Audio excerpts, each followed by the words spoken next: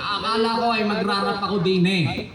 Hindi ko alam na magbibilang pala. Tanyo, 1, 2, 3, 4, mga ulaga kayong lahat.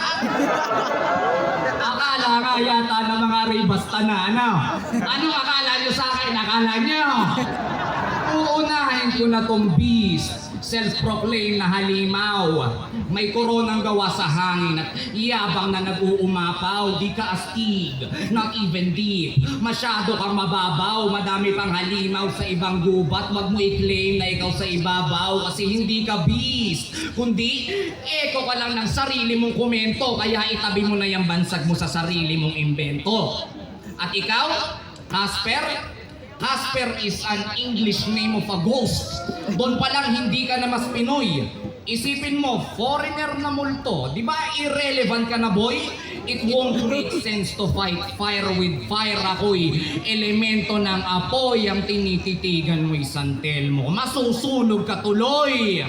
I don't find it hard na labanan ka. Acapella man or mic check. Dati akong alcoholic, sanay ako sa long neck.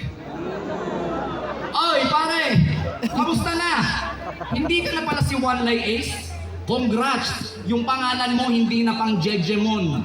Tapos ang lusog mo ngayon mukha kang nag-evolve na Pokemon. Pero di yung legendary type dahil galingan mo man. After all, madali lang kita mahuli. Di ko na kailangan na Master Ball. Rick Hinaro, sa'yo ay wala akong panahon, nilampaso na kita noon. Doon pa lang mas astig na ako at mas Pinoy naman ngayon kasi pangalan mo'y panghapon. Di ka astig kahit may tattoo ka sa face. Fuck that art, you need to know the art of war. Nag-flinch ka nga sa putok ng peking barel tapos aasta kang general. Isa kang immoral. Matuto kang lumugar. Kung nabubuhay ang mga bayani, may sermo ka kay Mabini at may sampal ka kay Malvar. Bayani, lugar, Mabini, Malvar, Batangas, represent. Mi flow es inmortal, una realidad, una voz que puedes escuchar en la ciudad. Mas astig ako sa inyo. Yung wikang Espanyol ay kaya kong sambitin.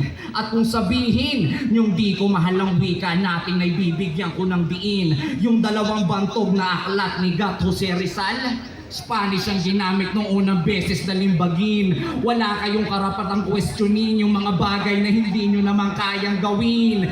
Babagsak na sunod-sunod. Parang tinulak ko na domino. Satisfying sa mata ko. I just have to watch it go. At kung mahirapan man ang mga hurado, meron akong hamon para sa conclusion. Para malaman kung sino mas Pinoy, bigkasan natin yung preamble of the Philippine Constitution. Ikaw, susumbong kita sa inay, bumili ka ng Yossi, hindi Mighty. Lagot, wala kang talent fee.